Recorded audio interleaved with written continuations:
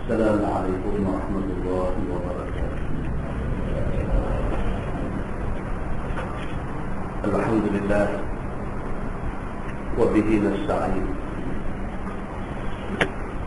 أشهد أن لا إله إلا الله وحده لا شريك له،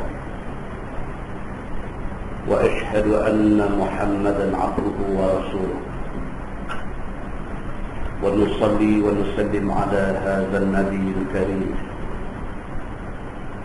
سيد المرسلين وعلى آله وصحبه أجمعين. أما بعد، أيها المؤمنون، اتقوا الله. أوصيكم وإياي بتقوى الله، فقد فاز المتقون. Muslimin dan muslimat, mudah-mudahan dirahmati Allah Subhanahu wa ta'ala. Di dalam sebuah hadis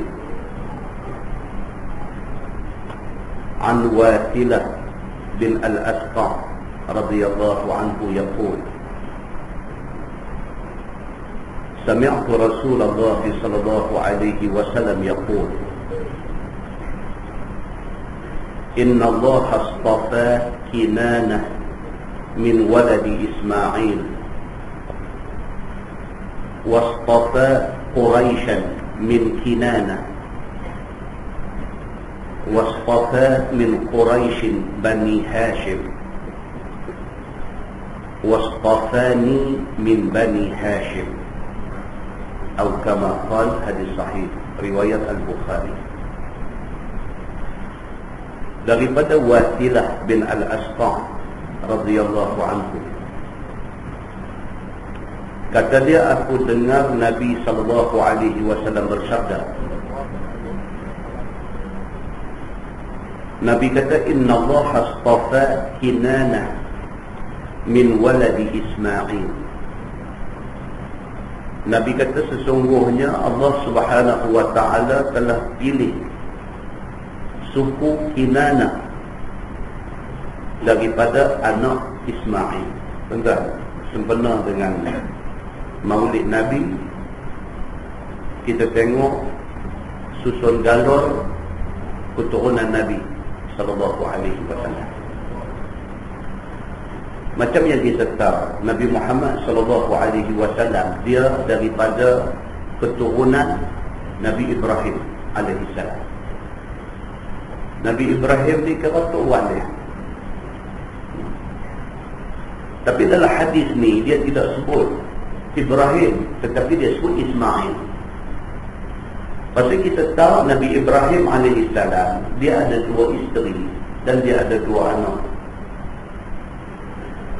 Satu isteri nama dia Hajar, anak Hajar Ismail.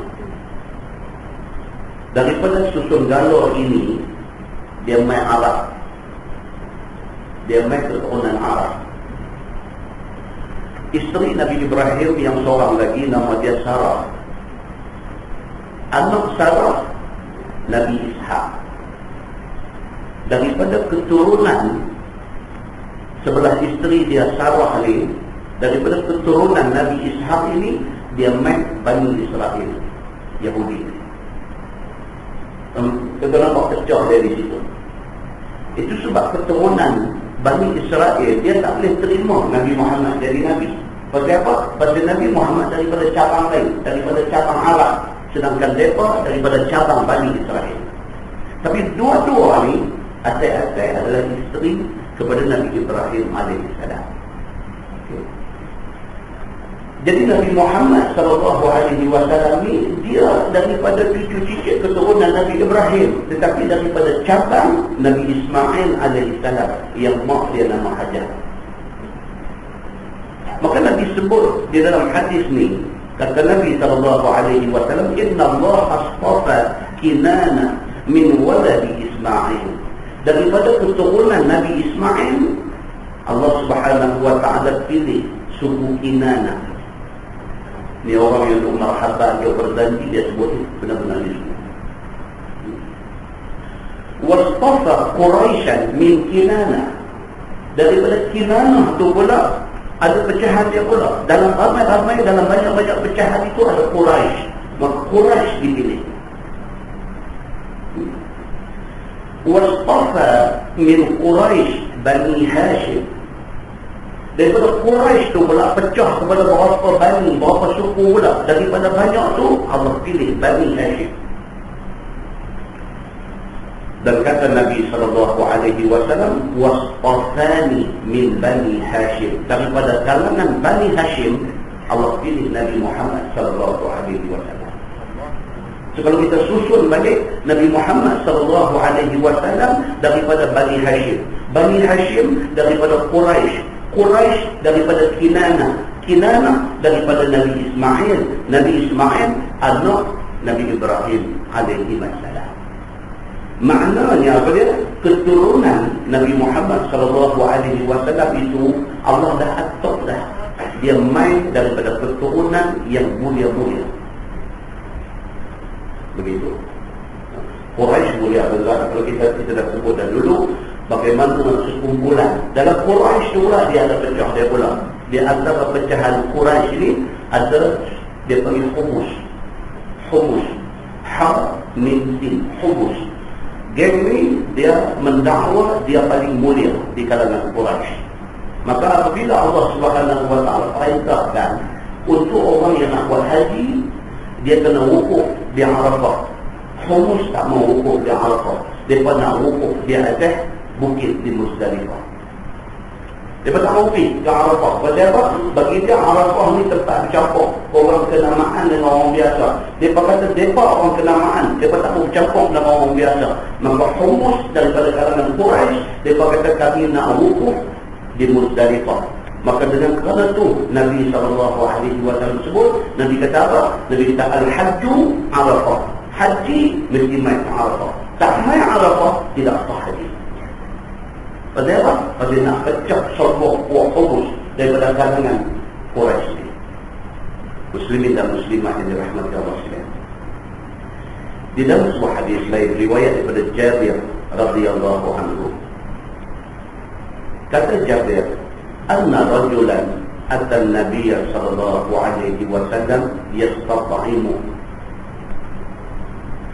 fa'at'amahu syatra wasti sya'ir. فما زال الرجل يأكل منه وامرأته وضيفهما حتى كان. فأتى النبي صلى الله عليه وسلم فقال لو لم تأكله لأكلتم منه ولقام لكم. Atau kama qala hadis sahih riwayat Al-Bukhari. Daripada Jabir radhiyallahu anhu, kata dia satu laki-laki jumpa Nabi sallallahu alaihi wasallam kerana nak minta makan. Nabi jadi Nabi bukan sekadar untuk jadi pemimpin yang ada kemuliaan. Tapi Nabi SAW dia jadi Nabi, dia jadi tempat bergantung semua orang. Daripada hal nak belajar pasal agama, sampai kepada hal nak hidup dalam dunia, sampai kepada hal miskin susah pun cari Nabi. Kerana itu kita jumpa dalam hadis Nabi SAW selepas wafat dia, ada Yahudi dituntut hutang kepada keluarga Nabi. Yahudi dituntut hutang daripada keluarga Nabi. Nabi bukan berhutang untuk belanja dia, tapi Nabi berhutang untuk nak bagi hutang kepada orang lain. Orang susah, orang miskin, orang tak ada duit, orang tak ada makan, jumpa Nabi. Nabi pun tak ada apa juga. Nabi pergi berhutang daripada orang untuk nak bagi dekat miskin ni. Yang selepas wafat Nabi, orang main klaim daripada keluarga Nabi, pasal Nabi letak nama dia untuk nak hutang bagi ke orang lain. Nabi SAW ni umpama lilin. Dia bakar diri dia kerana nak bagi terang pada orang lain. Jadi kita sambut maulid Nabi ni, kita kena tahu yang kata Nabi Muhammad SAW ni dia macam mana. Bukan sekadar kita ingat dia, kita selawat saja. Kita disuruh banyak selawat ke dia, tapi kita kena kenal dia. Bila kita kenal dia, kita sayang kat dia. Kita kenal dia, kita tahu macam mana dia berkorban untuk kita. Kita sayang kat dia. Kalau tak tahu nama dia saja, Muhammad sallallahu alaihi wasallam, Muhammad bin Abdul, tak tahu lagu tu aja, sayang dia tak faham mana. Kalau kita tahu pengorbanan dia, kita sayang dekat dia, kita sanggup mati untuk dia. Maka Nabi sallallahu alaihi wasallam, itu hadis yang kita baca, hadis Jabir, dia kata satu orang pergi rumah minta makan dekat Nabi sallallahu alaihi wasallam. Fa'at'amahu syaqra wasfi sya'ir. Nabi bagi dekat dia setengah gantang gandum. Nabi dia kira apa ada dia bagi, dia tahu. Pernah Nabi tak ada rumah, orang mai jumpa isteri dia pun tak ada apa, ada kurma saja. Mai satu perempuan dukung anak dua orang. Abang kata tak makan lagi. Aisyah itu fikir, apa yang aku boleh bagi? Di rumah aku pun tak ada apa. Nampak kurma, bagi kurma sebiji. Bagi mak ni koyak, bagi ke anak seorang sebelah. Mak tak ada apa. Anak habis makan koyak, dia bagi sebiji lagi. Tak ada apa di rumah dia. Bila Nabi balik, Aisyah kata, ya Rasulullah, aku minta maaf, aku tak minta izin untuk nak bagi kurma yang 2 biji. Hak untuk kita dua buka puasa ni, aku dah bagi dekat satu perempuan yang nak dukung 2 orang anak. Aku bagi ke dia 2-2 sekali. Nabi jawab balik apa? Dekat Aisyah. Nabi kata, Aisyah, Nabi kata, kalau kita sedekah tu ikhlas, sebelah tamar itu bisyirqi tamrah, dia kata sebelah tamar tu cukup untuk menjadi dinding kita daripada api neraka Allah Subhanahu wa taala. Entah hadis dia main macam tu, nak cerita keluhuran bukan sahaja Nabi, bahkan keluarga Nabi sallallahu alaihi wasallam. Mereka tu orang jumpa Nabi, beritahu kata tak ada makan, saya tak makan, keluarga saya tak ada makan. Nabi tengok gandum ada setengah gantang, Nabi bagi setengah gantang dekat dia. Fa'azala rajul ya'kulu minhu wa imra'atuhu wa dhiyafuhuma hatta kana. Dia ni dapat setengah gantang, bawa balik di rumah dia makan. Dia makan, imra'ah, isteri dia makan, baik. Kalau tetamu main di rumah pun makan. Makan bukan sehari, bukan 2 hari, tak tahu berapa hari. Duk makan, tak habis-habis gandum yang Nabi bagi ini. Sehingga dia kata, hatta kala. Maksud dia suka. Hari ni dia makan, bini dia makan, tak habis. Esok ada tetamu main di rumah dia makan, bini dia makan, tetamu makan, tak habis. Esok lusa dia makan, bini dia makan, tak habis. Dia kata Nabi bagi itu makan tak banyak mana, tapi apa, tak habis-habis lagi. Dia pergi ambil baki gandum ada tu, dia suka. Bila dia suka, makan habis. Bila dia suka, lepas tu masak makan habis gandum tu. Bila habis, fa'atan Nabi sallallahu alaihi wasallam, dia pergi jumpa Nabi sallallahu alaihi wasallam. Faqala, dia kata dekat Nabi, dia kata laulam faqilhu la akaltum minhu wa laqama lakum. Nabi sallallahu alaihi wasallam kata dekat dia, kalaulah hari itu hang tak suka gandum tu tak habis lagi, hang boleh makan sampai bila-bila.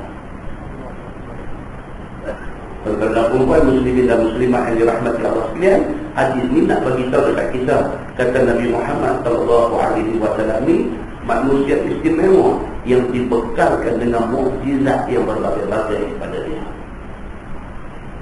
Di dalam sebuah hadis lain, riwayat daripada Anas bin Malik radhiyallahu anhu, kata dia, kana Rasulullah sallallahu alaihi wasallam ahsanan nas وكان أجود الناس وكان أشجع الناس ولقد فزع أهل المدينة ذات ليلة فانطلق الناس قبل الصوت فتلقاهم رسول الله صلى الله عليه وسلم راجعا وقد سبقهم إلى الصوت وهو على فرس لأبي طلحة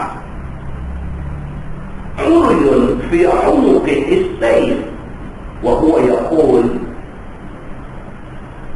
lam tura'u. Qala Anas, wajadnahu bahran aw innahu la bahrun. Qala Anas, wa kana farasan yubatta, atau kama qala, hadis sahih riwayat Al-Bukhari. Daripada Anas bin Malik radhiyallahu anhu. Kata Anas yang 10 tahun jadi khadam Nabi. Anas 10 tahun sudah Nabi hijrah Mekah mai Madinah. Mak dia bawa dia kecil, bawa pergi jumpa Nabi. Mak dia kata, ya Rasulullah, saya tak ada apa, saya nak bagi sesuatu dekat Tuan. Daripada Tuan duduk di Mekah, saya duduk di Madinah, saya duduk dengar cerita pasal Tuan ni, saya memang ada ingat dah nak bagi apa-apa dekat Tuan, tapi saya tak ada apa. Saya ada anak ni aja, anak kecil ni, anak ni. Ini anak saya, dia nak buah hati saya. Saya bagi dia untuk jadi khadam Tuan. Daripada hari Nabi hijrah Madinah tu sampai hari Nabi wafat 10 tahun, Anas jadi khadam Nabi. Anas bin Malik radhiyallahu anhu, dia cerita dalam hadis ni, 10 tahun aku jadi khadam Nabi. Karena Rasulullah sallallahu alaihi wasallam ahsanan nas. Komen aku terhadap Nabi ini apa dia? Adalah Nabi sallallahu alaihi wasallam itu ahsanan nas, manusia yang paling elok. Aku tak tahu perkataan nak cerita elok dia. 10 tahun dia jadi khadam Nabi, tak jumpa ke dia satu pun cacat celah tak elok Nabi ni, tak jumpa. 10 tahun dia jadi khadam Nabi. Kalau dia boleh kata apa dia kata, kana Rasulullah sallallahu alaihi wasallam ahsanan nas. Dia manusia yang paling ahsan, manusia yang paling elok, yang paling comel, yang paling baik, yang segala-galanya dia. Anas kata, wa kana ajwadan nas. Dan adalah Nabi sallallahu alaihi wasallam ni orang yang paling pemurah. Ajwad. Tidak ada orang yang aku pernah tengok, yang aku pernah jumpa yang lebih pemurah daripada Nabi sallallahu alaihi wasallam. Tuan-tuan, ketua kepada satu suku kaum mana mai jumpa Nabi, nak minta dekat Nabi penerangan tentang Islam. Dia belum masuk Islam, dia nak duduk depan Nabi, dia nak dengar Nabi cerita pada Islam. Nabi cerita dekat dia, Islam ni macam ni, Islam macam ni, Islam macam ni, Islam macam ni. Habis Nabi cerita dekat dia kata, aku nak balik cuma untuk pengetahuan Tuan, kaum saya orang miskin semua. Nabi tenang macam tu. Bangkit pergi, ada satu lembah Bainal Jabalain, dalam Sahih Bukhari ada, dalam Sahih Muslim ada.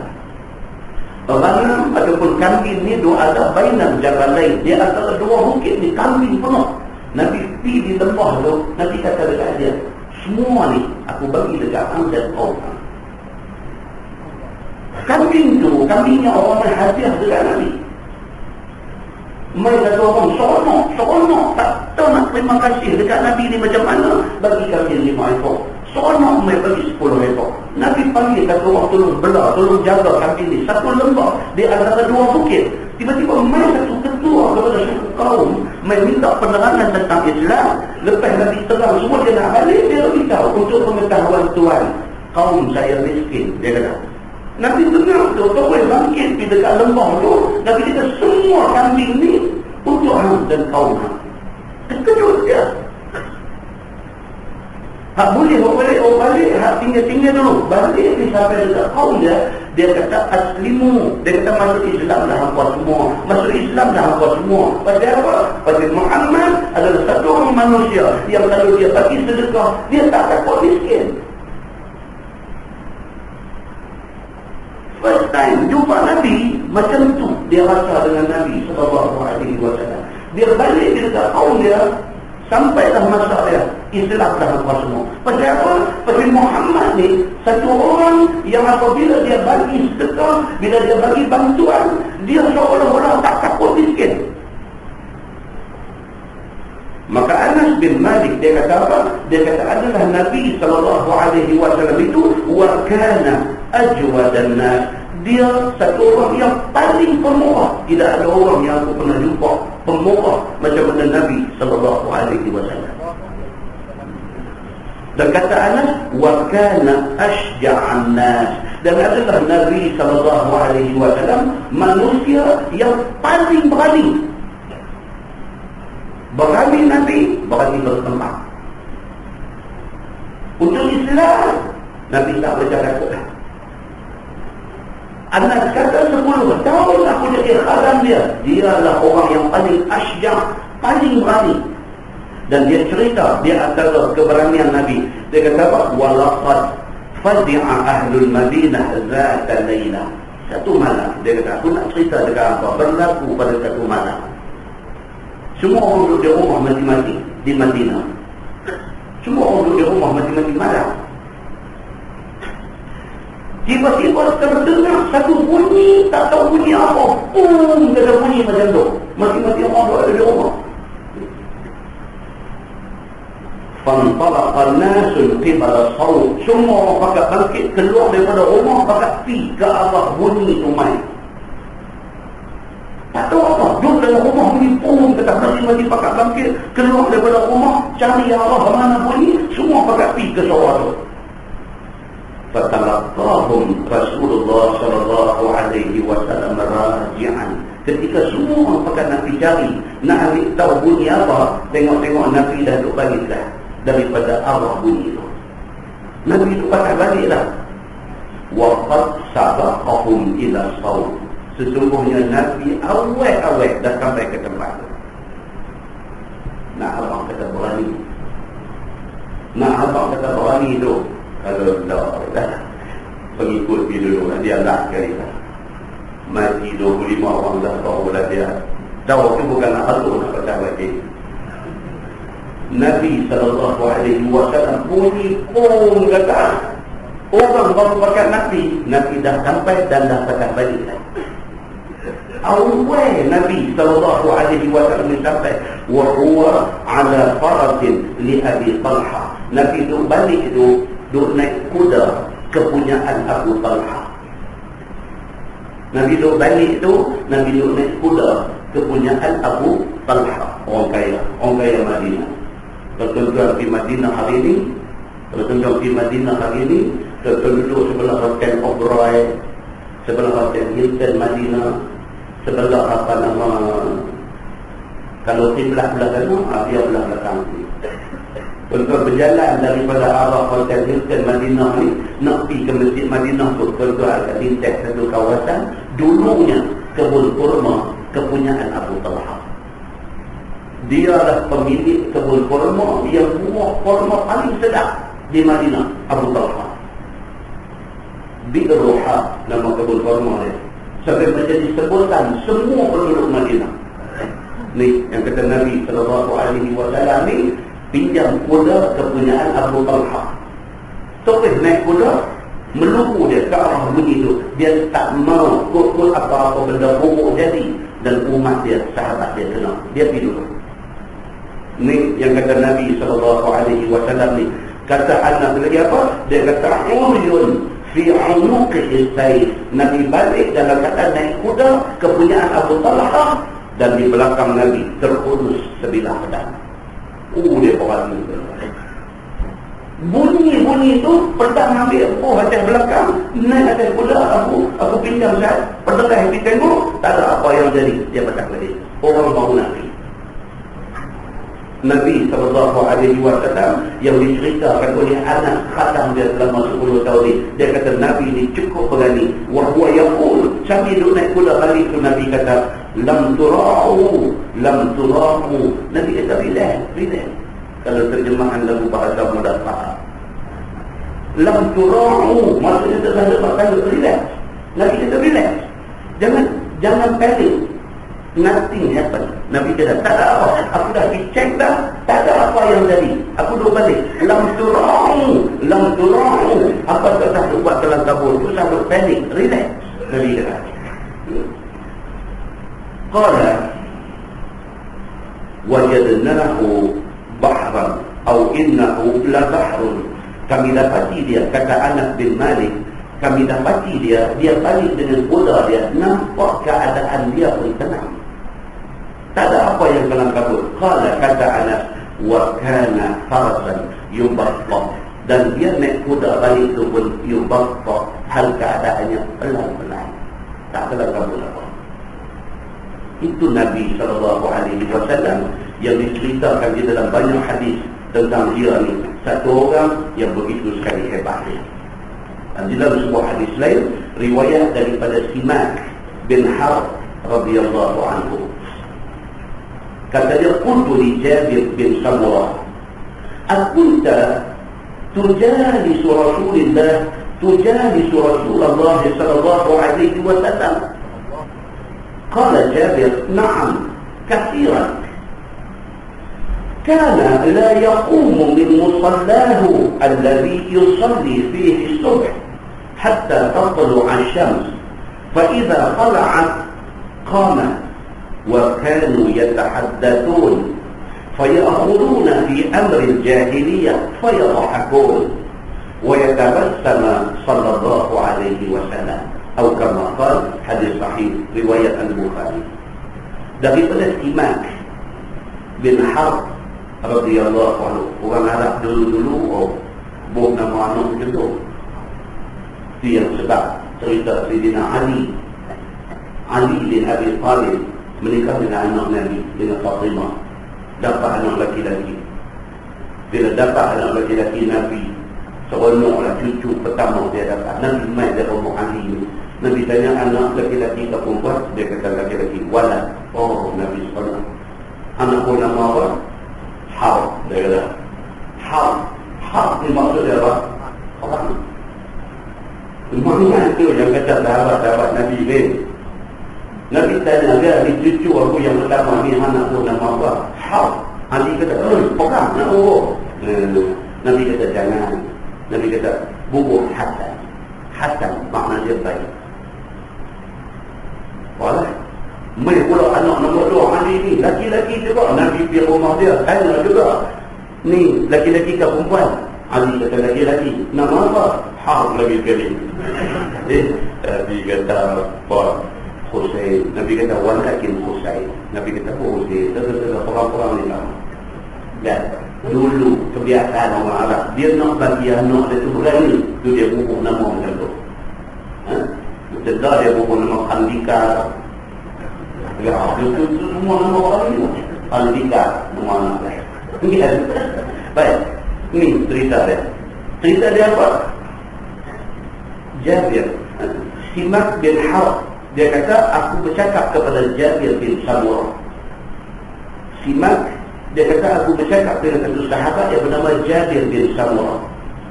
Aku tanya dia, akunta tujalisu Rasulullah sallallahu alaihi wasallam? Simak sini, dia tabi'an, tak ada jumpa Nabi.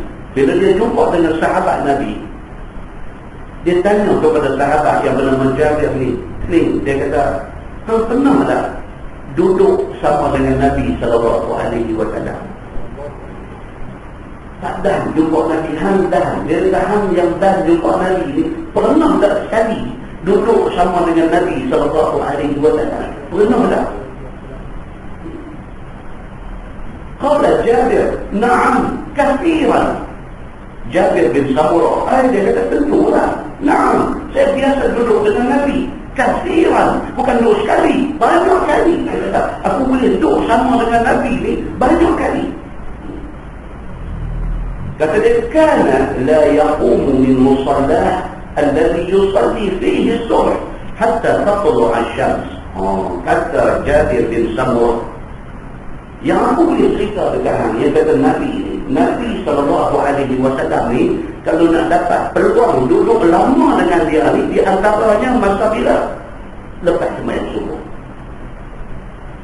Sahabat-sahabat boleh spend, boleh bagi lebih masa duduk dengan Nabi ni, terutamanya bila lepas sembahyang subuh.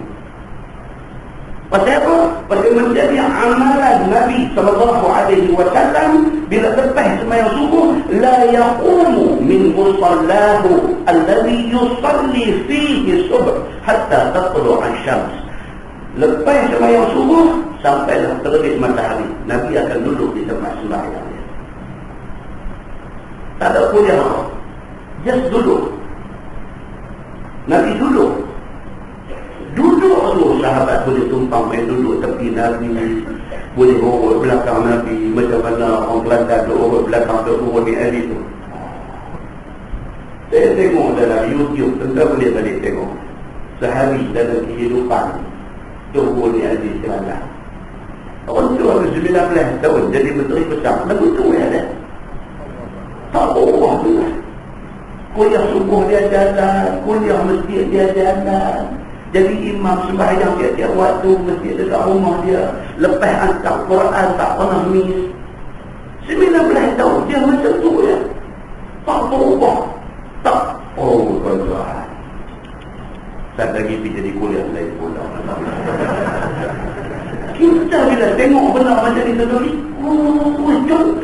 contoh. Dalam zaman sofa hari ini ada pemimpin macam ni. Nabi SAW rupanya Nabi buat benda ni. Nabi tu bukan menteri besar, Nabi. Menteri besar tu tidak. Nabi. Dia Nabi kepada umat akhir zaman. Nabi SAW tu lepas sembahyang subuh, kata Jabir bin Samurah, Nabi akan duduk. Dalam hadis lain kata Nabi akan duduk qurfusa. Dia ada dua. Satu dia panggil qurfusa, qafra fa sa ali amza, qurfusa. Satu lagi dia panggil duduk muqtadi. Duduk angkat lutut bagi berdiri, perlu lutut berdiri. Kalau hari ini kita kata duduk Cina kata judi. Rupanya duduk tu sunnah Nabi. Sunnah Nabi. Nabi SAW lepas sembahyang subuh dia duduk dan berdiri, lutut dia perlu lutut dia. Kalau di Mekah, Nabi akan mata, Nabi akan renung Kaabah, dia tengok Kaabah. Sehingga riwayat di dalam Sahih Muslim kata apa? Sahabat kata aku tidak pernah tengok Nabi hal keadaan dia khusyuk macam mana Nabi duduk muqtadi ketika lepas sembahyang subuh. Muslimin dan muslimat yang dirahmati Allah. Dia cerita dekat kita. Nabi SAW kata Jabir bin Samurah, bila lepas sembahyang subuh, Nabi akan spend masa duduk aja. Tak apa dengan sahabat-sahabat ni, duduk tunggu sampai terbit matahari. Masa itulah kata Jabir bin Samurah, sahabat ada di keliling ni, wa kanu yatahaddatsun. Kami sembang, sahabat ada di tepi ni. Sinu Bakar, Umar, Asman, Ali, Abdul Rahman bin Auf, semua ada keliling ni. Masa itulah mereka tu sembang sama-sama mereka. Kata dia, fayahuzuna fi amri jahiliyah fayadhahakun. Kadang-kadang sembang mereka ni, sahabat-sahabat punya sembang ni, sampai dicerita balik, cerita hal mereka pada zaman jahiliyah dulu. Fayadhahakun. Dan mereka gelap sama-sama mereka. Cerita bodohnya mereka zaman tu. Apalah bodohnya aku pada zaman tu. Apalah aku pada zaman jahiliyah dulu aku pergi buat macam ni. Fayadhahakun. Hak lain gelap bila dengar cerita tu. Kata Jabir bin Samurah, wa yatabassama sallallahu alaihi wasallam. Sedangkan Nabi sallallahu alaihi wasallam hanya tersenyum saja. Nabi bagi satu time istimewa dengan sahabat-sahabat lepas sembahyang subuh. Nabi duduk, Nabi bagi can dia sembang sama mereka. Nabi dia tak join sekali, cerita satu-satu dia balik, dia senyum. Kata Jabir bin Samurah, Nabi SAW tabassama, senyum merah Nabi. Daripada hadis-hadis yang kita baca tuan-tuan, dapat kita buat kesimpulan bahawa Nabi SAW dia manusia biasa. Kalau dia malaikat, kita boleh kata, kita kata apa lah, dia malaikat, kita manusia. No, Nabi manusia, sopa kita. Nabi SAW manusia, sopa kita. Cuma dia Nabi, dia Rasul. Dan Nabi SAW bersahabat, dia berkawan, dia bersembang, dia bermasyarakat. Yang kata Nabi ni, Nabi SAW ni, dia ada kawan, dia bersembang, dia bermasyarakat. Nabi SAW, dia satu orang yang berkuih dengan orang. Kita tak boleh pergi buat belai daripada Nabi. Ni terkenal maulid Nabi ni. Kita tak boleh belai daripada Nabi. Kita kena ikut Nabi. Nabi pun bercampur, Nabi berkawan, Nabi bersahabat. Kita kena buat macam tu. Kita kena jadi orang yang disenangi oleh orang lain. Kita kena jadi begitu. Kawan-kawan kita, jiran tetangga kita, kenalan kita senang dengan kita. Seperti mana sahabat-sahabat senang kepada Nabi SAW. Senang dengan Nabi. Nabi tak ada, mereka rindu dekat Nabi. Nabi ada, tenang mereka. Nabi bagi peluang dekat mereka. Mereka nak sembang apa, Nabi ada sekali. Mereka gelap, Nabi senyum. Ini Nabi SAW. Tapi dalam hal ibadah, Nabi SAW sentiasa lebih. Nabi SAW dalam hal ibadah, Nabi sentiasa lebih. Nabi bagi time untuk duduk, Nabi bermunajat, Nabi berdoa, Nabi berzikir, Nabi baca Quran. Maka Nabi SAW dalam soal ibadat, dia tak buat main-main. Maka pengajaran yang kita nak ambil apa dia tuan-tuan, kita pun kena ada satu time, kena ada satu masa untuk sembahyang sunat. Kena ada.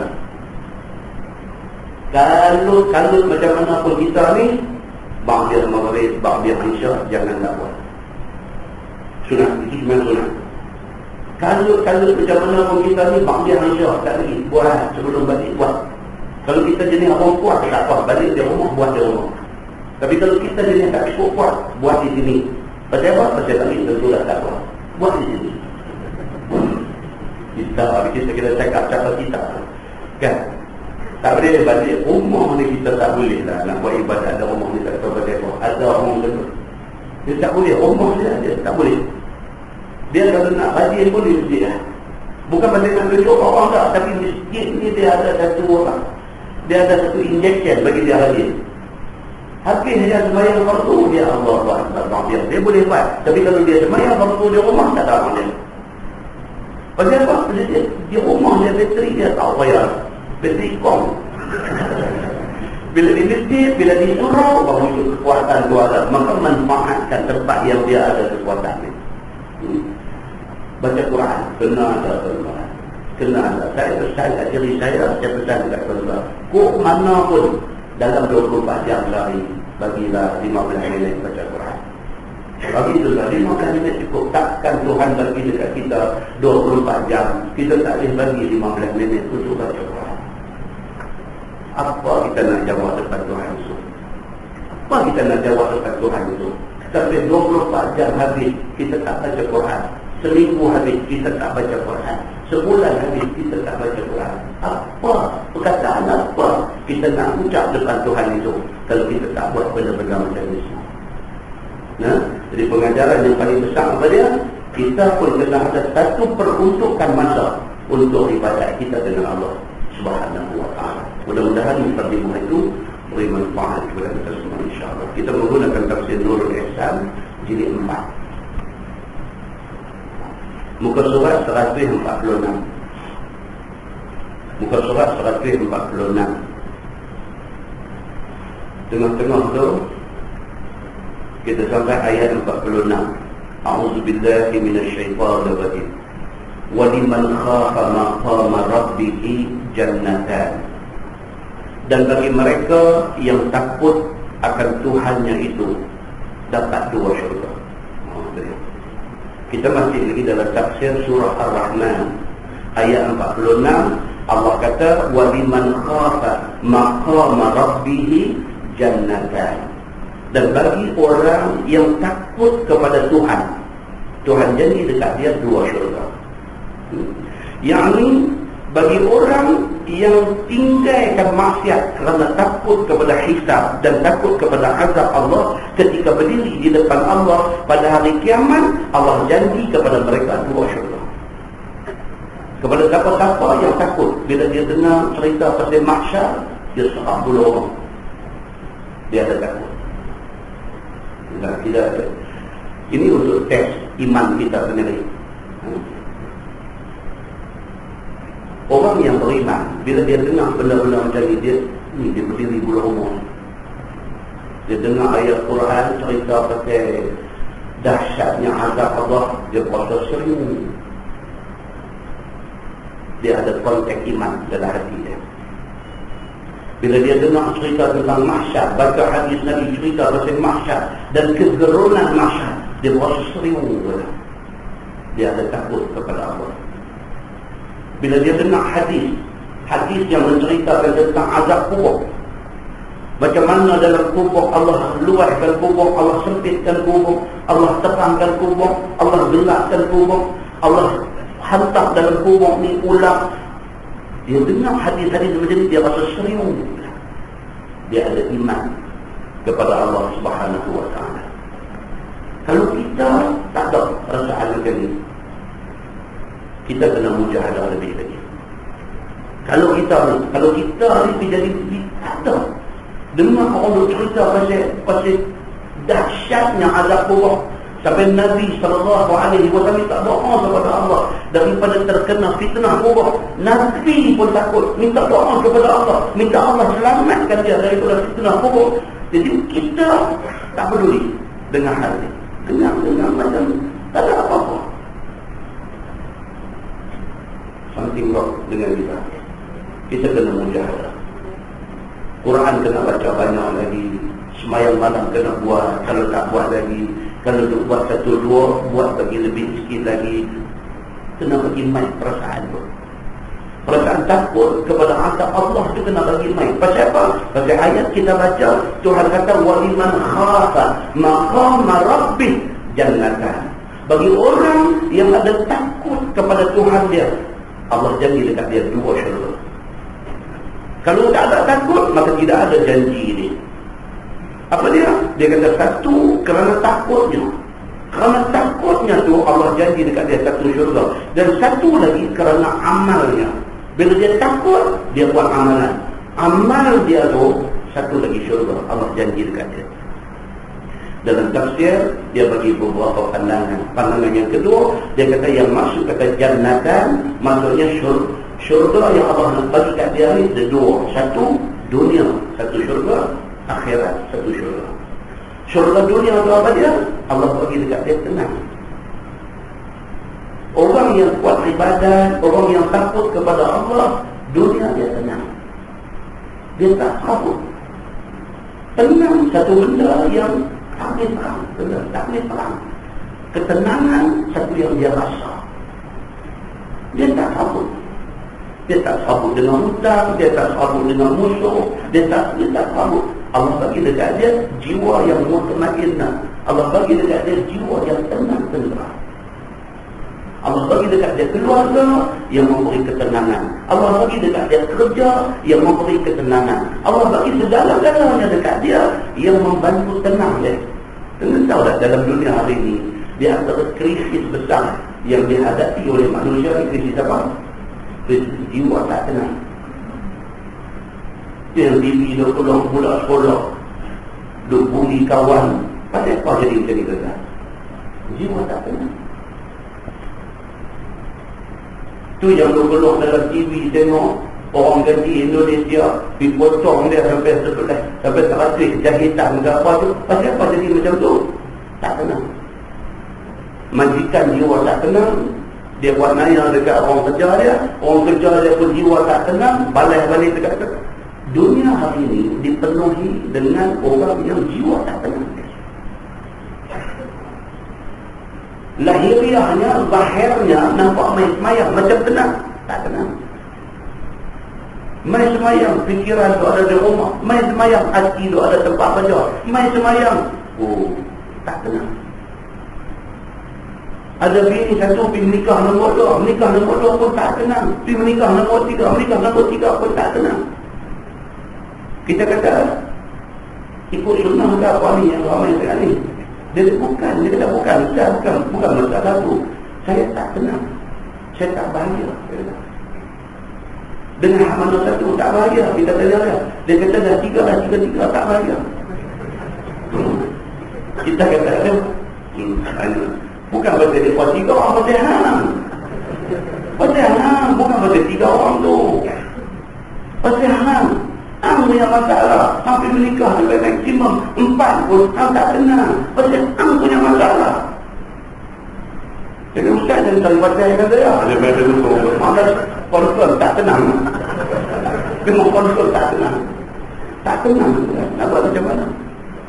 Ada anak bagi anak mengaji sampai tinggi-tinggi, habis lecturer buat master, habis master pergi buat PhD, anak balik main dengan doktor, dapat associate professor, dapat full professor, tak tenang.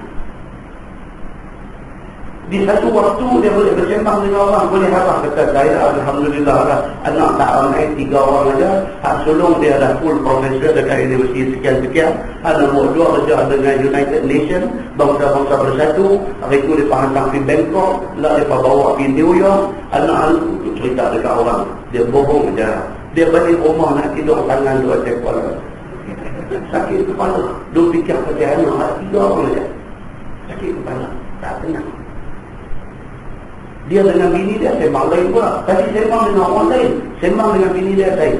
Dia tahu ada Allah bagi kita anak macam ni dia. Mengaji tinggi-tinggi sampai ada profesor pun nak telefon kita tanya abang bunda. Itu yang sebenar. Akak cerita depan orang tadi. Dia kata ni pergi duduk kerja bangsa-bangsa bersatu, keluarga sendiri pun tak boleh bersatu. Dia cakap macam tu. Itu hak jujur main daripada hati dia, sembang dengan bini dia macam tu. Kesimpulan dia apa tuan? Tak tenang. Dia tengok dia lah sebelah rumah anak tak ada apa, dia cikgu ya, 5 orang anak, 5 orang cikgu, tapi duduk balik rumah mak pak, keluar nak balik di dalam cium tangan depan mata dia duduk tengok tu yang mata meleleh. Dia teringat profesor, dia teringat United Nations, dia teringat semua tak dia pakai, dia kata. Tengok jadi cikgu, tapi tengok macam mana dia nampak kebahagiaan orang, dia tak dapat bahagia Allah. Maka syurga yang Allah nak bagi kepada orang yang takut Allah ni apa dia?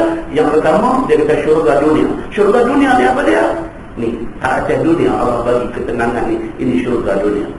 Dan lagi satu dia kata syurga di akhirat itu, syurga hakiki. Duk tunggu ni. Kunci dia apa dia? Kunci dia takut Allah. Dia kerja apa pun, kalau orang main nak jolok duit nak pelik-pelik, dia kata saya minta maaf. Saya kalau saya boleh tolong tuan, saya tolong tuan tak payah begitu kata. Dia dah peringkat tu. Gaji tak bersama dengan envelope orang jolok main tu cantik lah. Tapi dia kata apa? Dia kata saya nak tolong tuan. Saya nak tolong tuan, tak payah lu bagi duit macam ni kata. Apa ni kata saya bukan nak rasuah. Tak. Saya tahu tuan bukan orang yang nak bagi rasuah dekat awak. Saya tahu tuan orang baik. Tapi tuan, saya tak mahu nanti. Dia pun tahap tu juga. Jiwa dia tenang. Jiwa dia tenang. Dia tak jadi kelam kabur dengan ujian-ujian benda haram macam ni. Muslimin dan muslimat yang dirahmati Allah sekalian. Setelah Allah sebut macam tu, orang yang takut kepada Allah, Allah nak bagi dekat dia syurga. Allah kata tabi ayyi ala'i rabbikuma tukadziban. Allah kata nikmat Tuhan yang macam mana lagi yang hangpa nak deny, yang hangpa nak nafikan, yang hangpa nak dusta. Tuhan minta satu ya, satu je Tuhan minta kepada kita, apa dia? Takut kalian.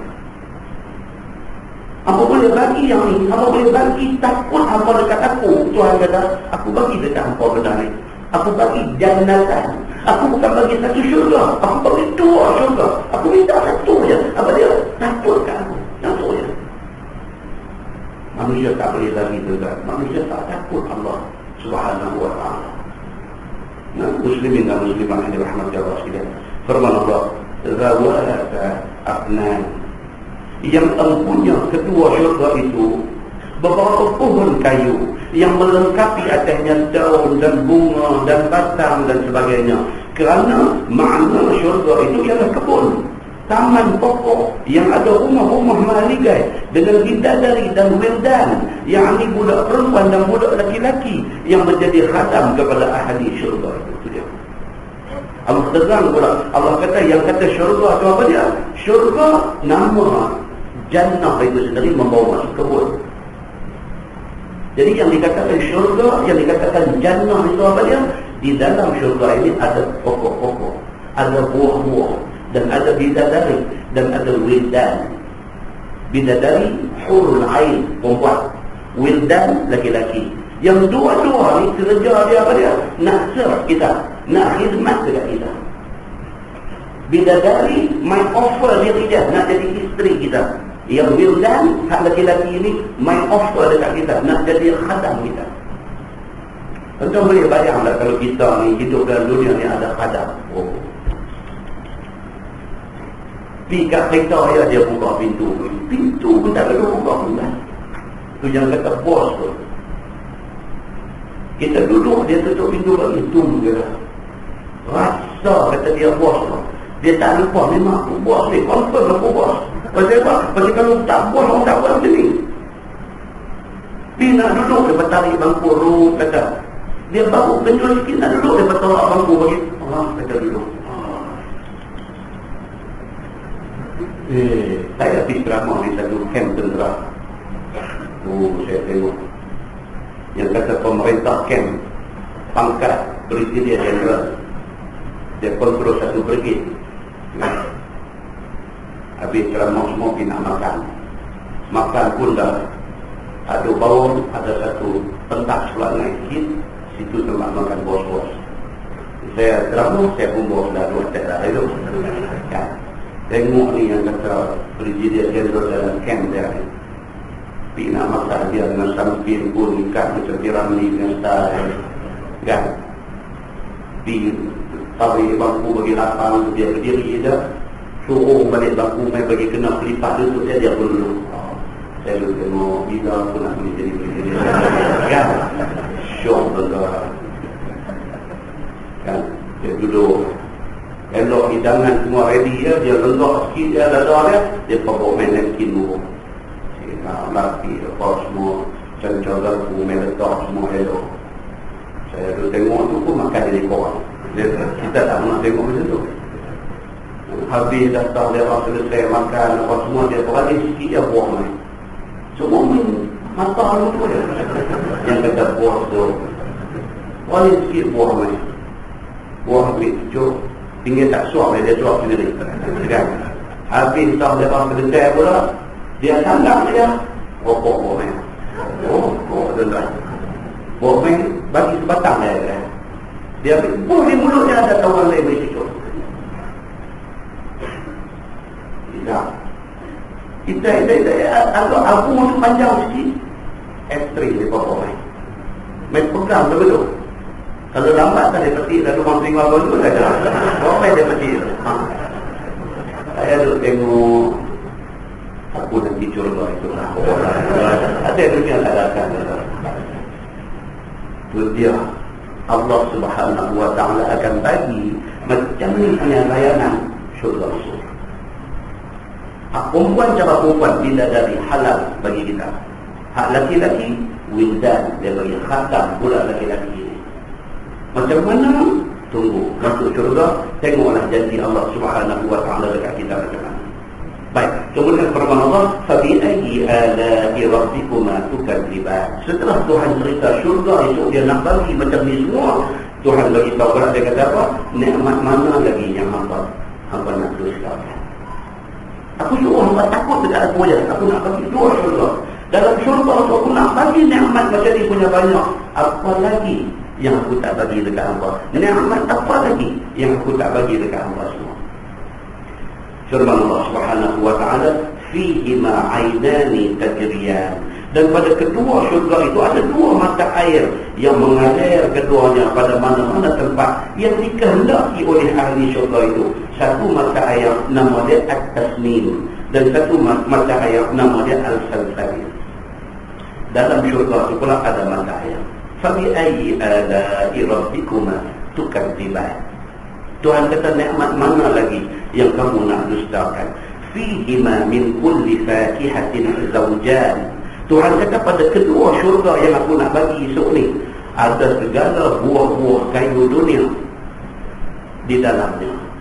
Nama kata pokok buah apa atas dunia ni ada semua di sana. Tentu jangan tanya pula, Ustaz nak tanya esok dalam syurga esok buah pulasan ada kata? Buah tanya buah pulasan. Tak pasti saya suka buah pulasan. Saya mu'tan tak apa suka. Saya suka pulasan. Saya duk takut esok dalam syurga tak ada pulasan. Pulas telinga begitu. Apa yang tak ada dalam syurga? Dalam syurga ni Tuhan kata apa? Fihina, di dalam kedua-dua syurga itu min kulli fakihatin zawjat. Nama kata pokok buah-buahan yang ada dalam dunia ni ada di sana. Bahkan tak ada di sini, ada di sana. Wallahu a'lam. Buah.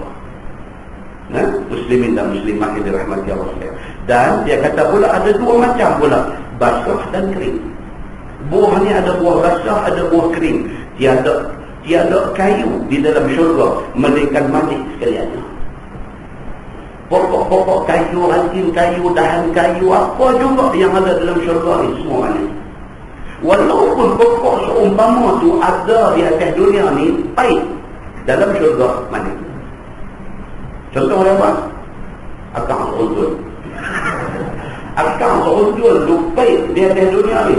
Pergi syurga itu, tengok pokok ni lagu macam belakang dapur apa ni, pokok apa ni, lupa-lupa bini kita kata, pokok akang muncul abang, pahit ni, ambil ini rasa mana. Pasal apa? Pasal Tuhan ada kita. Apa juga pokok yang ada di dunia, ada di sana. Beza dia apa dia? Kalau atas dunia pokok tu pahit, sana mana. Pasal apa? Pasal syurga. Maka dia jadi manis. Dan jika di dalam dunia itu pahit sekalipun, dia akan jadi manis. Seperti mana timun dendang dan juga akang seruntul. Dia tunggu. Akang saya contoh ada dulu. Apa ada kita tengok ni, lemon ni satu. Akang seruntul. Dia kata, manis akang seruntul dalam surga ni. فَبِأَيِّ آلَاءِ رَبِّكُمَا تُكَذِّبَانِ. Tuhan kata, nikmat yang macam mana lagi yang kamu nak dustakan? Macam tu Tuhan bagi. Muttaqiina ala furushin battainuha min istabraq. Dan berbaring, bersandar, bersila mereka itu di dalam syurga atas beberapa banyak hamparan. Yang batinnya, yang di sebelah bawah hamparan itu daripada istabraq. Dan zahirnya hamparan sebelah atas itu daripada sundus. Sampai macam tu dia cerita. Allah punya detail dalam Quran. Masuk syurga esok, dia kata syurga ni penuh dengan hamparan-hamparan. Hamparan di syurga ni kapet. Yang kata kapet di syurga ni, belah atas pun baldu, belah bawah pun baldu. Kapet yang kita beli kat Pakistan di sini ni, belah bawah getah. Belah bawah getah, belah atas pun bulu miang tu. Itu pun buh tengah rumah. Buh tengah rumah kapet dulu. Syurga itu tak ada kapet. Macam ni dia kualiti tak ada. Syurga itu dia bagi apa? Dia kata kapet yang Allah nak bagi di syurga itu, sebelah atasnya baldu, sebelah bawahnya baldu. Sebelah atasnya baldu lembut, sebelah bawahnya baldu kasar. Tapi baldu. Tuan, yang Allah nak bagi di syurga itu. Dia kata apa dia? Daripada istabraq dan zahirnya daripada sundus. Makna istabraq, yang makna kata baldu istabraq itu ialah apa? Sutra kasar. Nuhadu belah bawah tu sutra kasar. Dan sundus, yang di sutra belah atas itu sutra halus. Kira pijak, cari kaki tak jumpa. Dia terbenam dalam lembut baldu. Macam tu punya permaidani yang Allah sediakan dalam syurga.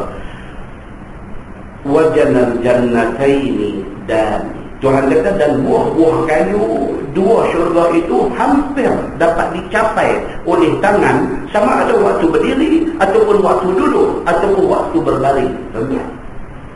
Yang kata duduk dalam syurga ni, buah segala macam buah yang ada dalam syurga ni, kalau berdiri pun boleh ambil dengan tangan begitu saja.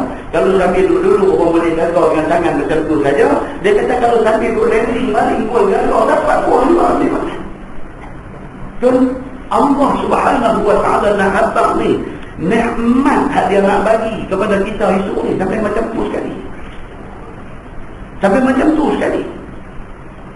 Buah ni Allahu Akbar. Kita tanam pokok dokong, buah jadi sampai meleret, sampai kena tanah pun kita seronok tak kira dah.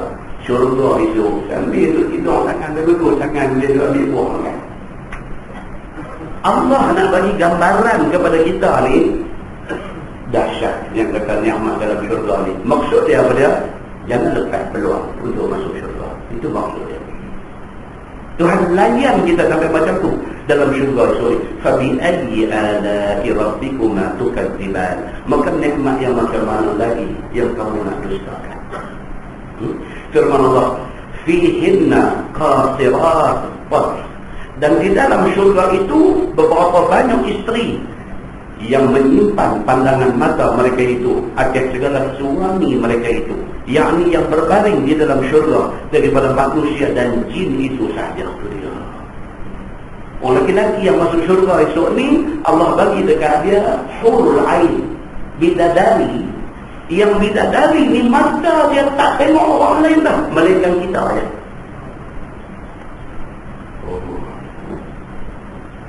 Bini kita akan dunia ibu mata dia. Tak, bukan bini kita, bini orang lain. Kan? Kita boleh tengok orang lain pun dia ada usah juga. Dunia yang angkat kedin tengok. Lagi angkat kedin balik ni tengok. Memang tengok semua orang tengok aku sudah lah. Aku yang lupa kerja cari makan bagi ke hang ni. Kita kata-kata dulu. Oh, yang kata dalam syurga itu, bidadari yang Allah hantar menjadi isteri penghuni syurga ni, mata dia pun tak tengok orang lain. Mata dia tu kira kenal kita dia, tak kenal orang lain dah. Allah Subhanahu wa ta'ala beritahu dekat kita kata macam tu. Kata mereka itu, yang dikata isteri-isteri penghuni syurga yang bidadari ni, dia berkata apa? Demi kemuliaan Tuhan aku, tiada aku lihat di dalam syurga yang terlebih cantik, terlebih handsome, terlebih ganteng daripada engkau. Ganteng tak nak saya sebut. Ini dia sebut yang terlebih cantik daripada engkau. Dia kata pula dekat lelaki dia. Dia kata, abang, bagi saya, abang seorang lah yang paling handsome yang pernah saya jumpa. Kita pun bisa. Seperti ini, yang kata ni, betul. Dan syurga itu Tuhan dia bagi. Bukan sahaja keperluan fizikal, dia bagi juga keperluan spiritual. Keperluan spiritual dia apa dia, tuan-tuan? Puji-pujian. Itu spiritual. Kita kalau kita kerja kerajaan, kita jadi ketua jabatan, kita kena ada ni elemen-elemen apa nama puji-pujian spiritual ni, kena ada. Kita ada staff kita ada kaki tangan kita. Bila dia apa buat kerja apa sikit main hantar kita, kita tengok-tengok orang kita kata bagus. Puji dia kata bagus itu, tuan-tuan. Dia masuk dari pintu curi, dia nak keluar tak curi pintu. Dia syok pada bos puji dia. Benda ni Quran aja. Quran aja. Dengan bini pun sama. Ya, lama-lama sekali dah, jangan terlalu. Lama-lama sekali makan lain. Ni hampir ambil resipi mana ni, sedap lain macam ni. Allah, saudara yang dia untuk belanja, dia syok pada lelaki puji dia. Dia kata menikah 25 tahun tak pernah puji. Hari ni puji ni ada apa-apa kan ya bang? Puji sekali-sekala. Sekali-sekala kena bagi. Kita ketua jabatan, orang hantar kita pergi kursus. Pergi kursus Kuala Lumpur, kalau Langkawi, kat Medan, ke mana, apa semua, balik main. Dalam pejabat ada berapa orang, 25 orang staff. Beli key holder, keychain, harga RM5 satu. Elang keraian kita pun pakai tak habis. Elang keraian untuk kita rakyat orang, kita terbalaskan kita. Belilah key holder ni. 15 kan 20 kan 25 kan balik main panggil masuk seorang. Panggil masuk seorang, masuk macam mana? Saya tak ada seminggu apa ada pejabat macam mana? Dia kata okey apa semua tak apa. Nak ambil angka tu. Bagi RM50. Yang tu pun tak boleh bagi. Pasal apa? Kalau kita tak ada puji-pujian spiritual. Syurga itu Allah bagi benda ni. Allah hantar main bidadari yang kata dekat kita. Dia kata, abang, saya tak pernah tengok orang yang seganteng abang. Hai, dia kata, ganteng ke dua ganteng? Kita lihat. Seganteng ke dua ganteng? Abang ganteng. Dia kata, okey. Nampak tuan-tuan, puji-pujian wujud di dalam syurga. Dia kata, alhamdulillah, Tuhan yang jadi engkau suami aku. Dia appreciate kita. Dia tunjuk kata dia ni kalau kita lah hero dalam hidup dia. Dia kata alhamdulillah saya dapat abang jadi suami saya. Tuan-tuan, siapa yang tak suka dipuji? Angkat tangan. Yang tak suka dipuji. Ya, kita kadang-kadang hari lahir kita, anak kita duduk mengaji di universiti mana, hantar mereka ke SMS dekat kita. Selamat ulang tahun kelahiran ayah yang keberapa semua. Ayah, you are apa tulis orang putih sikit belah hujung. Walaupun duk marah bahasa Inggeris ni, tulis dia orang putih sikit. Ya, tulis dia orang putih tu, you are my hero. Baca bangga tuan, bangga. Anak bagi satu word tu ya, ayah, you are my hero. Tanda bahasa hero kita ni. Tanda bahasa hero. Nampak tuan? Saya dulu kawan rakan kerja dulu kan, bila main hari ibu apa anak dia ni buat kad ucapan hari ibu ni, buat sendiri, tulis kata-kata yang apa, yang menghargai mak dia ni. Dia cikgu perempuan tulis yang menghargai mak dia ni. Bila dapat ni buka, teriak tu kan, teriak. Kita tengok awak cikgu berlebar rumah, tunjuk kat kita kad anak buat. Bukan beli ni, buat ni. Buat tulis tangan apa, tulis abang mak lah apa-apa dalam hidup dia. Teriak ni, sentuhan. Dia sentuh lubuk yang paling dalam hati dia. Lubuk tu kalau diusik tu kan, cerita dia yang ada tu, nak sentuh masuk, nak sentuh dia, nak pergi sampai ke lubuk tu tak ada sentuh ayam ada. Dia merasai tu kepanasan kasih sayang anak dia tu. Masya ayam betul ya, belum tak boleh cakap apa dah. Oh, kita kata bagus lah cikgu dapat anak jadi kita pula tiba pula tu. Lagi tu dah ayam betul ni. Kita tengok kita pun lagi. Kita kata cikgu tak semua orang dapat anak jadi cikgu. Kita nampak lubuk tu dah kenal. Lubuk tu dah kenal. Tuan-tuan, inilah yang Quran ajar kita. Dia suruh kita benar-benar macam ni. Benar-benar macam ni. Hari ulang tahun kelahiran kita, bukan soal nak beli kek 3 tingkat. Mak kita yang kita nak kena ingat. Pasal apa? 45 tahun dulu dia bertabung nyawa nak anak kita. Bukan soal kek nak potong 3 tingkat. Dia yang kita kena ingat. Telefon 12 1 minit telefon dah. Mak, terima kasih mak. Teriak pada doa ni. Entah tumpang ada mak ni, jangan tak buat benda macam ni. Bukan kita nak bagi dia teriak. Bukan kita nak bagi dia teriak, tapi kita nak bagi dia tahu kata kita sayang dia. Kita punya birthday, bukan kita tanya dia, mak esok mak nak makan apa, saya nak pergi cari. Mak esok saya ambil cuti. Muslimin dan muslimah yang dirahmati Allah. Oh, mula-mula petang orang tu. Dia lama, dia nak petang ni. Pasal dia tu baca dah tadi, Nabi dia pergi dulu, takut saya lari dulu.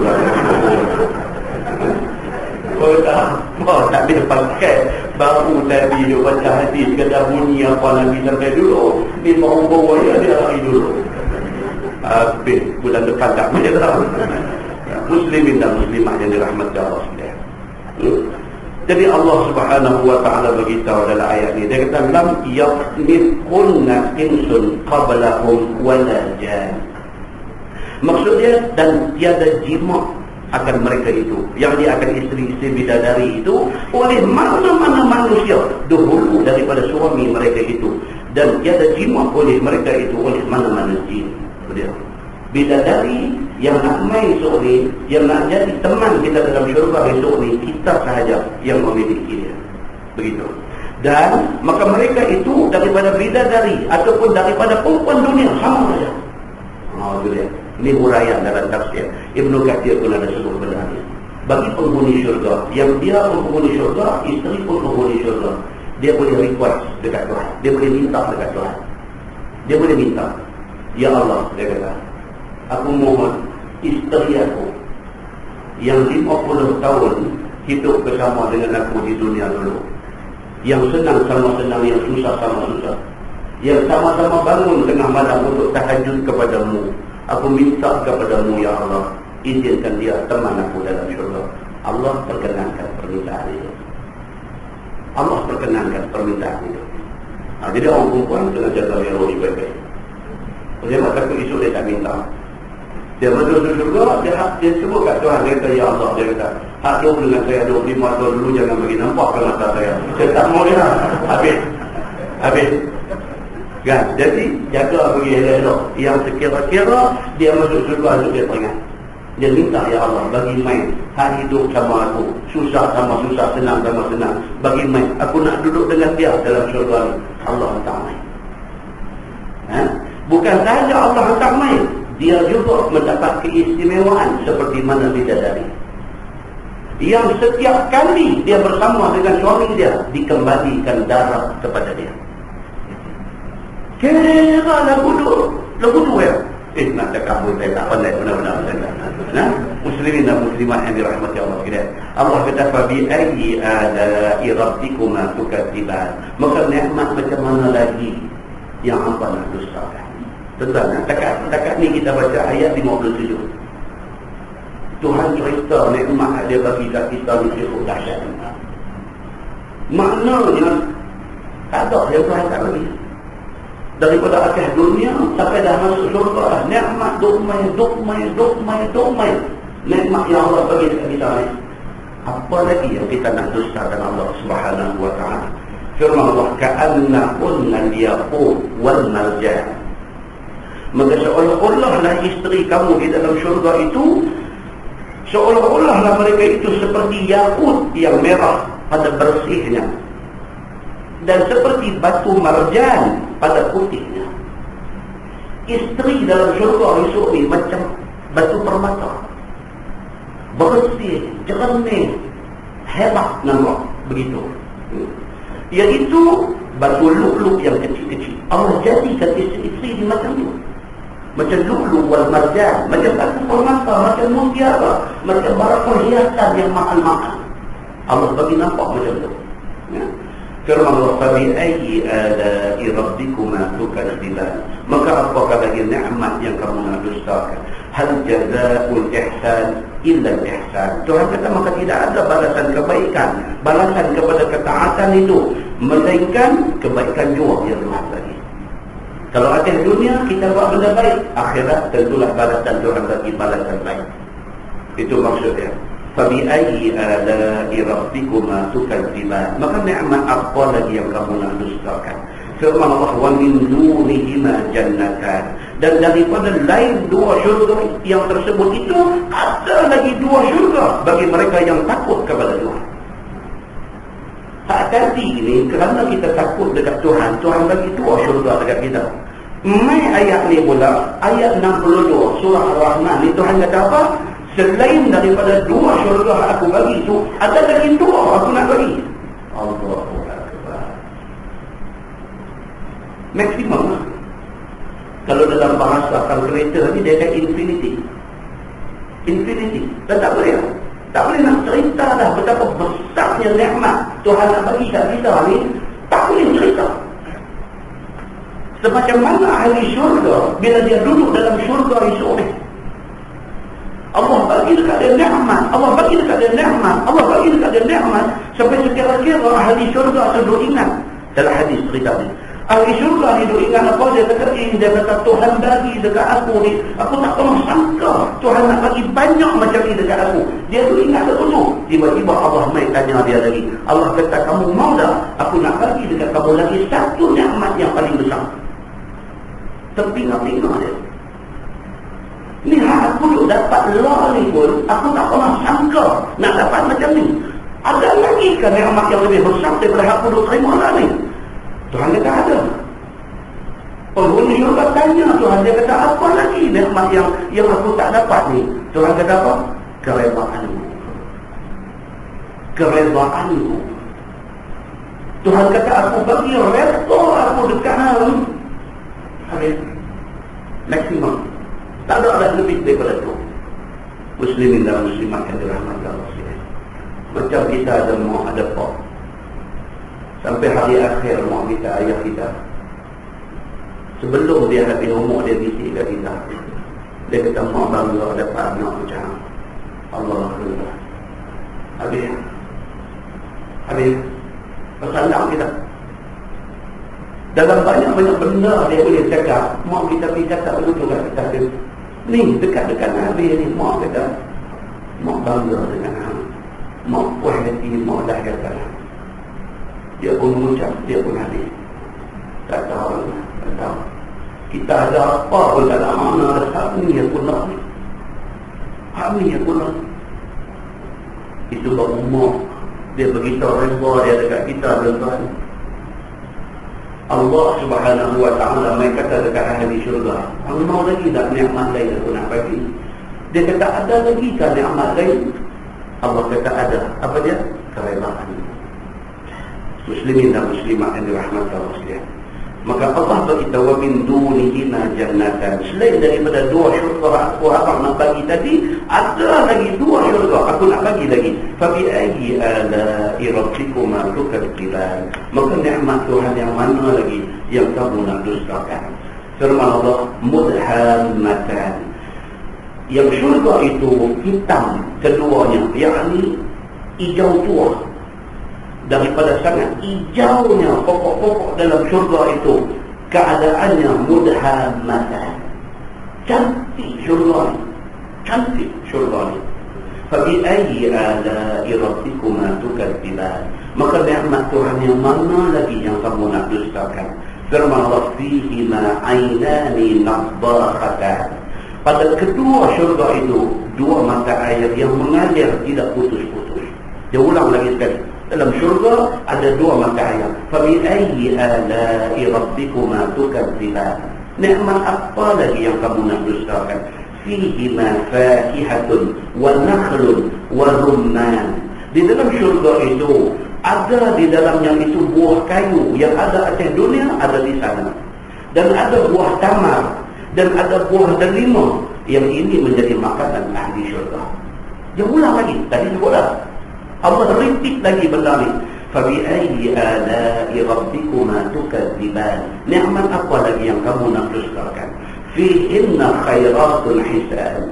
Maka dalam syurga itu, di dalam syurga yang dua itu, ada berapa banyak perempuan yang baik perangainya, yang cantik rupa parahnya daripada bidadari. Dalam syurga Allah sediakan yang cukup cantik, yang tak pernah tengok cantik seumpama itu. Maka perempuan anak Adam terlebih afdal daripada hurul ain dengan 70,000 kali ganda, dengan sebab iman dan ibadah mereka itu dalam dunia pula. Ada pula satu riwayat mai dia kata apa? Perempuan yang dalam dunia, isteri kita yang dalam dunia, dia lebih baik daripada hurul ain ini. Lebih baik daripada hurul ain dengan 70,000 kali ganda. Kalau sekiranya dia seorang yang beriman dan beribadah kepada Allah masa dalam dunia. Allah bagi balik kepada isteri yang salihah ini di akhirat esok, dia lebih mulia daripada hurul ain yang menjadi kemuliaan ahli syurga. Nampak? Tuhan dia tak pisahkan kita. Dia tak pisahkan kita. Jangan ingat ni saya ustaz, saya esok, saya kalau boleh saya tak mau lah, boleh saya mau bini saya juga dalam syurga. Oh, itu gampang. Itu mudah bagi Tuhan. Nak bagi hurul ain itu lagi susah daripada anak minta agama ni tak ada apa. Jadi gampang, mudah bagi Tuhan. Kalau dua-dua atas dunia, macam mana Nabi cerita? Nabi cerita dalam hadis macam mana?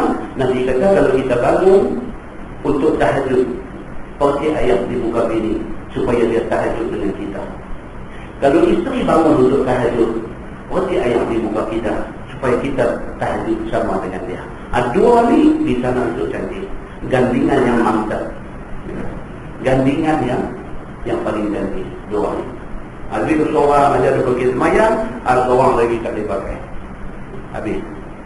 Berpisah kita di sana semua. Nah, baik. Fabi ayyi ala'i rabbikuma tukadziban. Maka nikmat yang macam mana lagi yang kamu nak dustakan? Hurun maqsuratun fil khiyam.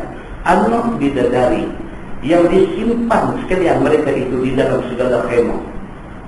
yakni makna hurul ain itu, hur itu makna dia sangat hitam, mata hitam, dan sangat putih, mata putih. Perkataan hurul ain, hur itu, hur perkataan ha waw ra, hur ataupun ahwal, alif ha waw ra, ahwal. Hur maksudnya apa? Kalau mata tu hitam betul-betul. Kalau hak putih tu putih betul-betul. Kalau mata hitam, hak putih tu kuning dan penyakit. Yang ni dia tak jadi bidadari. Tengok awak mata putih hang kuning. Yang ni kena minum glukos bagi lebih sikit. Yang ni reject, tak mau. Dia nanti main hurul ain, maksudnya apa? Anak bidadari yang mata hitam dia cukup hitam, mata putih dia cukup putih. Dalam satu hadis pula Nabi kata apa? Mata hitam cukup hitam, mata putih cukup putih, dan mata luar bulat. Tu nak abang kata segak. Jangan dulu kata mata tepet tak segak. Mula tepet segak cara dia. Hak mata luar ni segak cara dia. Tapi kalau mata luar ni dia tegak lagi lah. Macam tu. Baik. Jadi dia kata ni, dalam khemah itu pula umpama mutiara yang berongga. Dia ada lubang kerana ditutup oleh bidadari. Cerita pasal hal keadaan khemah. Tempat anak-anak bidadari ini duduk berhimpun. Fabi ayyi ala rabbikuma tukadziban. Maka nikmat apa lagi yang kamu nak dustakan? Lam yaqmithunna insun qablakum wala jan. Yang tiada jima akan mereka itu manusia dahulu daripada suami mereka itu, dan tiada jima mereka itu oleh jin. Lagi dah sebut lagi sekali. Fabi ayyi ala'i rabbikuma tukadziban. Maka nikmat yang macam mana lagi yang kamu nak dustakan? Muttaqiina ala rafratin khudrin wa 'abqariyyin hisan. Berbaring ataupun duduk bersila ataupun duduk bersandar mereka itu, yakni ahli syurga itu, di atas rafraf, yakni kain yang baik yang dihulur daripada atas katil, ataupun hamparan dan bantal, ataupun dihulurkan khatam ke hadapan. Tahu lah dia nak cerita sampai permainan apa hamparan hendak bagi kita duduk itu pun dihampak bagi kita duduk.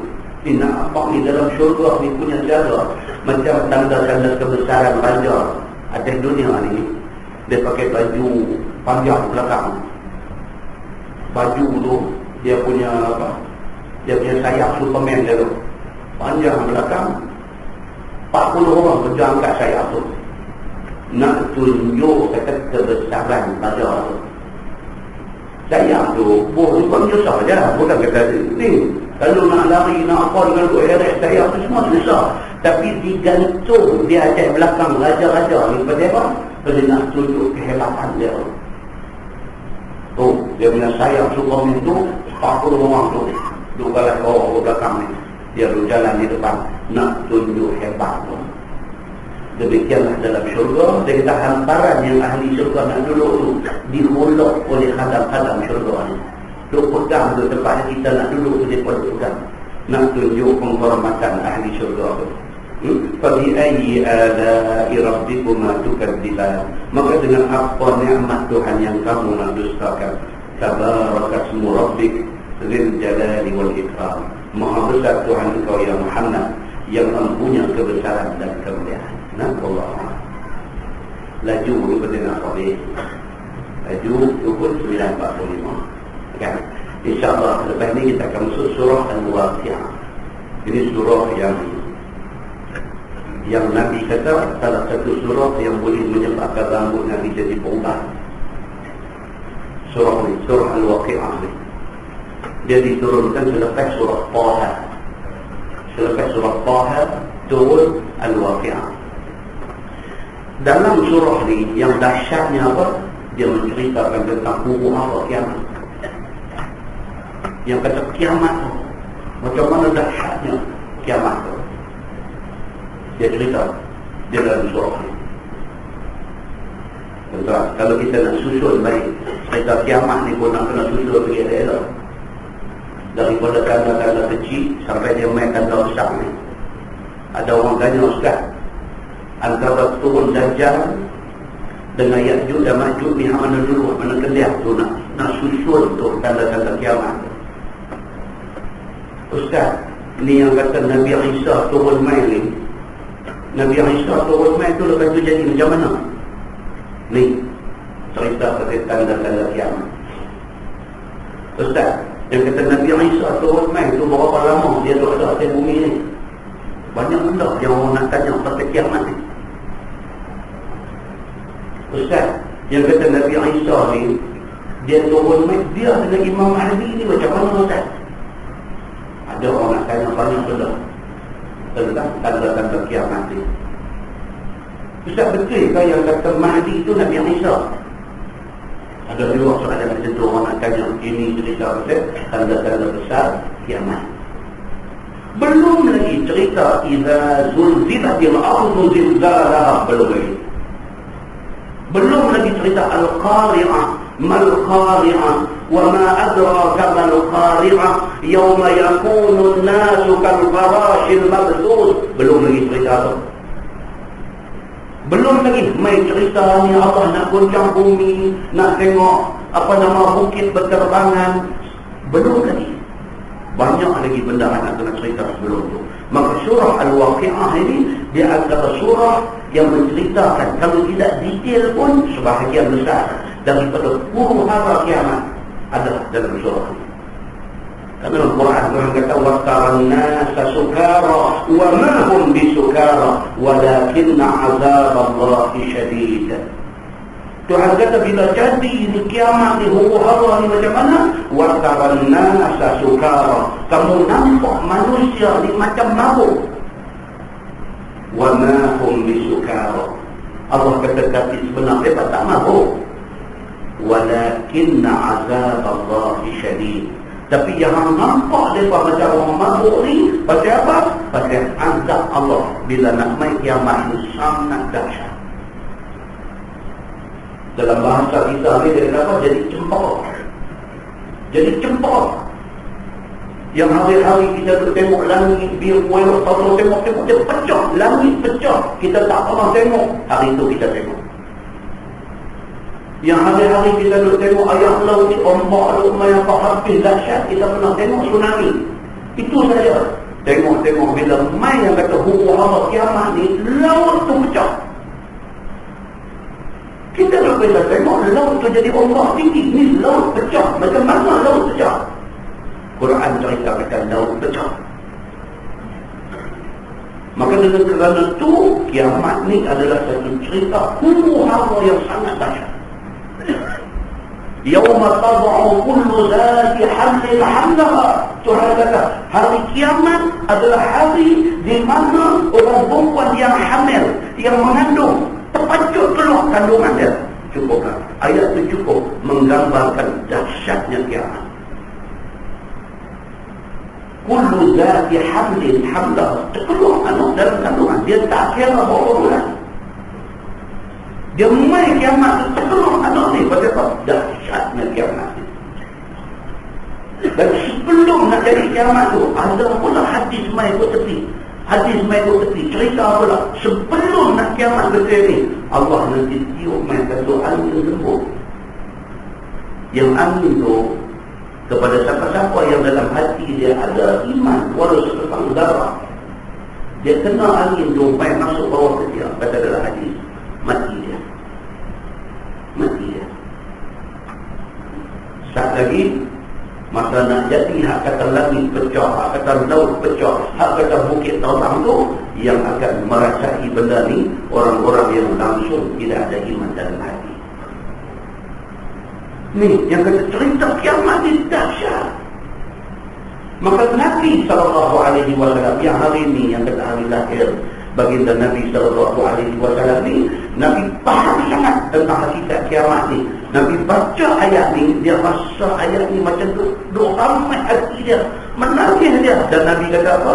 Boleh menyebabkan orang yang rambut tak berubat segera berubat. Muslimin dan muslimah yang dirahmati Allah. So cerita dalam surah Al-Waqi'ah ni, dia buat main cerita huru-hara kiamat dan keadaan manusia ketika dihisab di mahsyar. Tentang boleh bayang manusia dulu pada mahsyar ni, kalau kita biasa pergi haji, biasa pergi Mekah buat haji, kita tengok keadaan di Arafah tu, kita kata dahsyat dah. Nah, itu kecil. Mahsyar itu lagi dahsyat. Dan di mahsyar itu ni, ayat dalam surah Al-Waqiah, dia akan detail cerita dekat kita. Keadaan di mahsyar itu, Allah divide, Allah bagi manusia 3 kelompok. Kelompok 1, kelompok 2 dan kelompok 3. Siapa di kelompok 1? Siapa di kelompok 2? Dan siapa di kelompok 3? Dan apakah nasib yang akan ditanggung oleh 3 kelompok ini? Surah Al-Waqiah akan cerita dekat kita secara tinggi. Nah, muslimin dan muslimah yang dirahmati Allah sekalian, kita tak ada apa melainkan dengan bantuan Allah saja. Kita selamat. Kita tak ada apa. Siapa orang di dunia ini tak ada apa melainkan limpah rahmat Allah, belah kesian Allah, kita akan selamat. Kalau kita tak jadi orang yang Allah kesian masa di dunia ini, akhirat kita tak akan dapat kesian Allah. Dan sekali kita akan jumpa isu hadis yang Nabi SAW kata apa? Ada 3 golongan manusia. Yang mereka ini Allah tak mau pandang mereka, Allah tak mau ampun dosa mereka, Allah tak mau tengok pun muka mereka di mahsyar itu ni. Siapa 3 golongan ini? Jangan sampai kita pula pergi takut dalam salah satu daripada 3 ni. Bukan sahaja Allah tak mau ampun, Allah tak mau tengok, Allah tak mau ampun, habis kita. Muslimin dan muslimah yang dirahmati Allah sekalian, mudah-mudahan Allah panjang umur kita, Allah bagi sehat pada kita, Allah bagikan kelapangan masa dekat kita. InsyaAllah bulan depan kita sambung surah Al-Waqiah. Nah, wallahu a'lam. Kita sambung dengan tasbih kafarah dan surah Al-Nas.